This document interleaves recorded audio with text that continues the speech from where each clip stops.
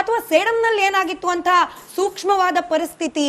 ಅಲ್ಲಿಗೆ ಟಾರ್ಗೆಟ್ ಒಂದು ಜಿಲ್ಲೆಯಲ್ಲಿ ಮಾತ್ರ ಆಗ್ತಿದೆ, ಬೇರೆ ಎಲ್ಲಾ ಜಿಲ್ಲೆಗಳಲ್ಲಿ ಕಾಂಗ್ರೆಸ್ನದ್ದೇ MLA-ಗಳಿದ್ರೂ ಕೂಡ ಸರ್ಕಾರದ ಆದೇಶ ಅಥವಾ ಸರ್ಕಾರದ ಏನ್ ನಿರ್ಧಾರ ಇತ್ತು ಅದು ಪಾಲನೆ ಆಗದೆ RSS ಅನುಮತಿ ಕೊಡಲಾಯಿತು. ಕೇವಲ ಪ್ರಿಯಾಂಕ್ ಖರ್ಗೆ ಅವರಿಗೆ ಸಂಬಂಧಪಟ್ಟ ಕ್ಷೇತ್ರಗಳಲ್ಲಿ ಮಾತ್ರ ನಿರ್ಬಂಧ.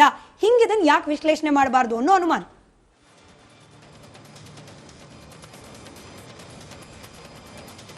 ನೋಡಿ ಸ್ಮಿತಾ ಅವರೇ, ನಾಗರಾಜ್ ಅವರು ಅನೇಕ ವಿಷಯಗಳ ಬಗ್ಗೆ ಪ್ರಸ್ತಾವನೆ ಮಾಡಿದ್ದಾರೆ. ಫಸ್ಟ್ ಆಫ್ ಆಲ್ ನನಗನ್ಸೋದು ಈ ವಿಷಯನ ಇಷ್ಟು ದಿವಸ ಯಾಕೆ ಚರ್ಚೆ ಮಾಡ್ತಾ ಇದ್ದೇವೆ ಅನ್ನುವಂಥದ್ದು ದೊಡ್ಡ ಯಕ್ಷ ಪ್ರಶ್ನೆ ಆಗಿದೆ. ಯಾಕಂದರೆ ಇವತ್ತು ಈ ವಿಷಯ ಈಗಾಗಲೇ ಕೋರ್ಟ್ ಬಂದಿದೆ.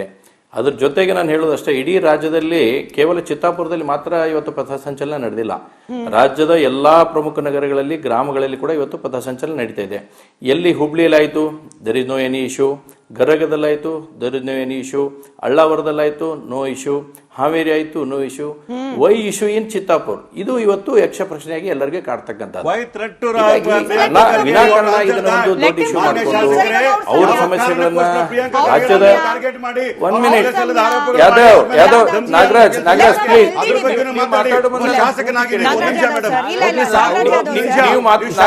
ನೀವು ಮಾತಾಡೋದನ್ನ ನಾನು ಹೇಳ್ತಾ ಇರೋದು ದಯವಿಟ್ಟು ಕೇಳಬೇಕು.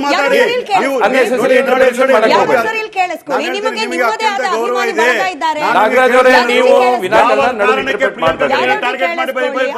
ಮಾತಾಡಿರಂತೆ ನಾನು ಬೇಡ ಅಂತಿಲ್ಲ. ನಿಮ್ಮದೇ ಆದ ಆಡಿಯನ್ಸ್ ಇದ್ದಾರೆ ಸರ್. ನಿಮ್ಮ ಮಾತನ್ನ ತುಂಬಾ ದಿನದಿಂದ ರಿಪಬ್ಲಿಕ್ ಗಮನಿಸಿಲ್ಲ. ಒಂದ್ ನಿಮಿಷ, ನಿಮ್ಮ ಮಾತನ್ನ ತುಂಬಾ ದಿನದಿಂದ ರಿಪಬ್ಲಿಕ್ ಕನ್ನಡದಲ್ಲಿ ಗಮನಿಸಿಲ್ಲ ಅಂತ ಹೇಳಿ ಕಾಯ್ತಾ ಇದ್ದಾರೆ. ನಿಮ್ ವಾಯ್ಸ್ ಕ್ಲಿಯರ್ ಆಗಿ ಹೋಗ್ಲಿ ಅಲ್ಲ. ಮಹೇಶ್ ಅವ್ರು ಕಂಪ್ಲೀಟ್ ಮಾಡ್ಲಿ, ಆಮೇಲೆ ನೀವು ಮಾತಾಡಿ. ಡೋಂಟ್ ಕಂಪ್ಲೀಟ್ ಮಾಡ್ಲಿ. ಕನ್ಫ್ಯೂಷನ್ ಬೇಡ ಮಹೇಶ್, ಒಂದೇ ನಿಮಿಷ ತಗೊಳ್ತೀನಿ, 30 ಸೆಕೆಂಡ್ ಅಷ್ಟೇ. ನೀವು ಮಾತಾಡಿದಲ್ಲ ಮಾತಾಡಿ, ನಾನು ಒಪ್ಕೊಳ್ತೀನಿ. ಪ್ರಿಯಾಂಕಾ ಖರ್ಗೆ ಅವ್ರನ್ನ, ಮಂತ್ರಿಗಳನ್ನ ಯಾಕೆ ಟಾರ್ಗೆಟ್ ಮಾಡಿ ಧಮಕಿ ಹಾಕಬೇಕು? ಸರ್ ನೀವು ಹೇಳಿ, ನಾ ಕೇಳ್ತೇನೆ. ಹೇಳಿ ಸರ್, ಮಹೇಶ್ ನೀವು ಕಂಟಿನ್ಯೂ ಮಾಡಿ. ಮಾತಾಡಿ ಸರಿ, ಆಯ್ತಾ? ಮಾತಾಡಿ ಸರ್. ನಾಗರಾಜ್ ಮುಗಿತಾ? ಇನ್ನು ಬಿಟ್ರೆ ಮಾತಾಡ್ತೀನಿ, ಮಾತಾಡ್ಲಾ? ಸರಿ, ಇವಾಗ ನೋಡಿ, ಇಡೀ ಕರ್ನಾಟಕದಾದ್ಯಂತ ಎಲ್ಲಾ ಊರಿನಲ್ಲಿ ಕೂಡ ರಾಷ್ಟ್ರೀಯ ಸ್ವಯಂ ಸೇವಕ ಸಂಘದ 100 ವರ್ಷದ ಶತಾಬ್ದಿ ಅನುಚರಣವಾಗಿ ಎಲ್ಲಾ ಕಡೆ ಕೂಡ ವಿಜಯದಶಮಿ ಅಂಗವಾಗಿ ಪಥಸಂಚಲನ ನಡೀತಾ ಇದೆ.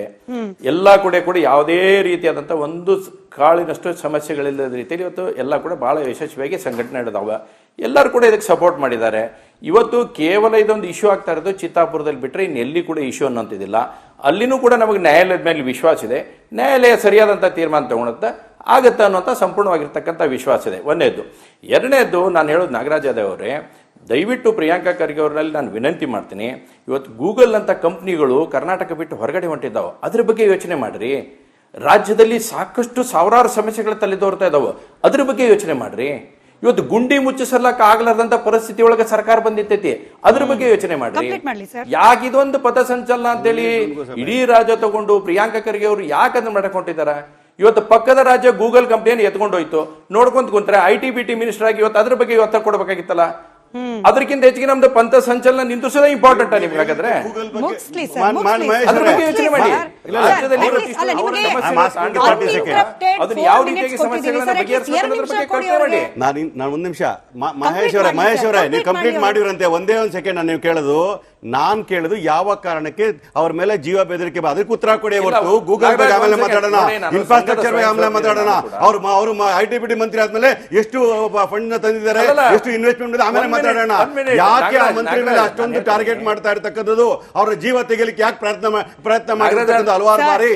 ಯಾದವ್ ಅವರೇ ನೋಡಿ, ಇದೆ ನಮಗೆ ನಿಮಗೆ ಇರೋ ಡಿಫರೆನ್ಸ್ ಇದೆ. ಸಂಘ ನಮಗೆ ಒಂದು ಕನ್ಸುತ್ತೆ, ನಿಮಗೆ ಹೇಳ್ತೀರಿ. ಸರ್ಕಾರದಿಂದ ಅದು ಯಾರೇ ಆದ್ರೂ ಕೂಡ ಅವ್ರ RSS BJP ಅಥವಾ BJP RSS ಹೆಸರು ಹೇಳ್ಕೊಂಡು ಅದ್ರ ಬಗ್ಗೆ ಹೇಳ್ತೀನಿ. ಸ್ಮಿತಾ ಅವರೇ ಕೊಟ್ಬಿಡಿ ಸರ್, ಅದ್ರ ಬಗ್ಗೆ ಚರ್ಚೆ ಮಾಡ್ರಿ. ನೀವು ಇಲ್ದಿದ್ದಾಗ ನಾನು ಮತ್ತೆ ಹೇಳ್ತೀನಿ, ಸಮಾಧಾನವಾಗಿ ಹೇಳ್ತಾ ಇದ್ದೀನಿ. 4 ಡಿಬೇಟ್ ಇದೇ ವಿಚಾರಕ್ಕಾಗಿದೆ. ಯಾಕೆ ಚಿತ್ತಾಪುರದಲ್ಲಿ ಆಗ್ತಾ ಇದೆ ಅಂದ್ರೆ, ಚಿತ್ತಾಪುರದಲ್ಲಿ ಇರತಕ್ಕಂತಹ ಕಾರಣಗಳು ಏನಂತಂದ್ರೆ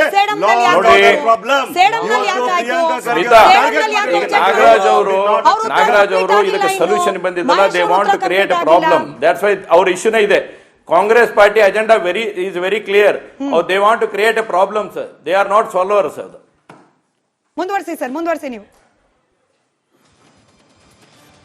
ಆಯ್ತು, ಮುಗೀತು, ಬೇರೆಯವ್ರು ಮಾತಾಡ್ತಾರೆ. ನೋಡಿ, ಹೀಗಾಗಿ ರಾಜ್ಯದಲ್ಲಿ ನಡೆದಿರ್ತಕ್ಕಂಥ ಘಟನಾವಳಿಗಳನ್ನ ನೋಡಿದ್ದೇವೆ. ನಾಗರಾಜ್ ಅವರು ಹೇಳ್ತಾ ಇದ್ರು, ಅದ್ರ ಬಗ್ಗೆ ಯಾರೋ ಹೇಳಿದಾರ ಮಾಡಿದಾರ ಅಂತೇಳಿ. ನಿಮ್ದೇ ಸರ್ಕಾರ ಇದೆ, ನಿಮ್ದೇ ಡಿಪಾರ್ಟ್ಮೆಂಟ್ ಇದೆ, you can go for enquiry. ನಮ್ದು ಯಾವುದೇ ರೀತಿ ಅಬ್ಜೆಕ್ಷನ್ ಇಲ್ಲ, ಅದು ಒಂದು ಪಾರ್ಟ್.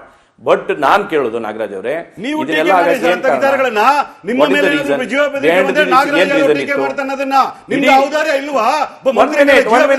ಅವರೇ, ನಾನು ಮಾತಾಡೋ ಮುಂದೆ ದಯವಿಟ್ಟು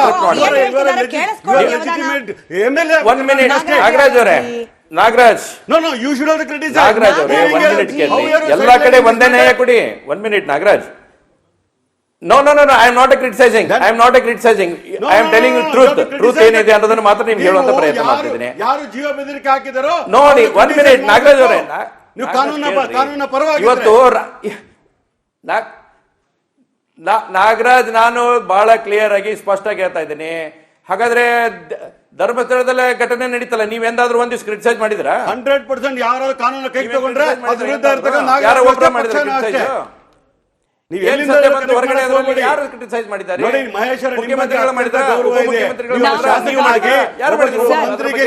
ಮಂತ್ರಿಗೆ ಧಮಕಿ ಹಾಕಿರ್ಬೇಕಾದ್ರೆ ನೀವು ಅದನ್ನ ಸಹಿಸ್ಕೊಳ್ತೀರಾ? ಅದನ್ನ ಜಸ್ಟಿಫೈ ಮಾಡ್ಕೊಳ್ತೀರಾ? ಇವಾಗ ಮಹೇಶ್ ಜಿ ಕೂಡ ಹೇಳಿದ್ರು. ಹಾಗೆ ನಿಮ್ ಬಗ್ಗೆ ಅಪಾರವಾಗಿರ್ತಕ್ಕಂಥ ಗೌರವ ಇದೆ, ಅದ್ರ ಬಗ್ಗೆ ಎರಡನೇ ಮಾತಿಲ್ಲ. ಒಂದ್ ಸೆಕೆಂಡ್. ಮಹೇಶ್ ತೆಂಗಿನಕಾಯಿ ಅವರು ಕೂಡ ಬಹಿರಂಗವಾಗಿ ಹೇಳಿದ್ದಾರೆ, ಜೀವ ಬೆದರಿಕೆ ಯಾರೇ ಹಾಕಿದ್ರು ಕೂಡ ಅವ್ರ ವಿರುದ್ಧ ಕ್ರಮ ಕೇಳಿಸ್ಕೊಳ್ತಿಲ್ಲ. ನೀವು 10 ಸತಿ ಅವ್ರು 10 ಸತಿ ಹೇಳಿದ್ರು, ನಾನು ಹೋಮಲ್ಲಿ ಮಾಡೋದು sir, this is my office. Anyway, Mahesh ಅವ್ರು 10 ಸತಿ ಹೇಳಿದ್ರು, ನೀವು ಕೇಳಿಸ್ಕೊಳ್ಳೋ ತಾಳ್ಮೆ ಇರ್ಲಿಲ್ಲ.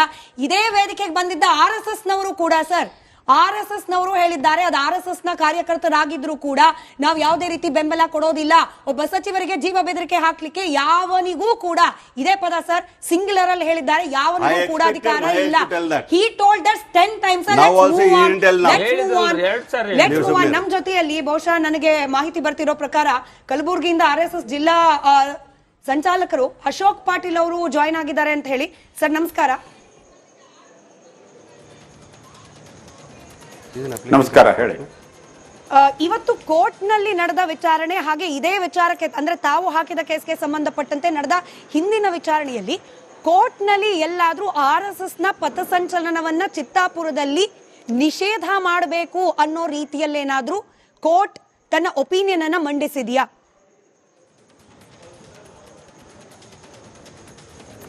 ಇಲ್ಲ, ಅದು ಸ್ಪಷ್ಟವಾಗಿ ಹೇಳಿದೆ. ನಿಷೇಧಿಸ ಬಗ್ಗೆ ಏನೂ ಉಲ್ಲೇಖ ಮಾಡಿಲ್ಲ. ಸರ್ಕಾರಿ ವಕೀಲರು ಜಿಲ್ಲಾಡಳಿತ ಮತ್ತು ಸರ್ಕಾರದ ಪರವಾಗಿ ಅವರು ವಾದವನ್ನು ಮಂಡಿಸಿದಾಗ ಅಲ್ಲಿ ಅಶಾಂತಿಯುತ ವಾತಾವರಣ ಇದೆ. ಇನ್ನೂ 5-6 ಸಂಸ್ಥೆಗಳು ಅವತ್ತೇ ಸಂಚಲನ ಮಾಡ್ತೀವಿ, ಪ್ರೊಟೆಸ್ಟ್ ಮಾಡ್ತೀವಿ ಅನ್ನುವಂಥ ಸಂಗತಿಗಳನ್ನು ಹೇಳಿದ್ದಾರೆ. ಹೀಗಾಗಿ ಅಲ್ಲಿ ಪರಿಸ್ಥಿತಿ ಗೊಂದಲದಿದೆ.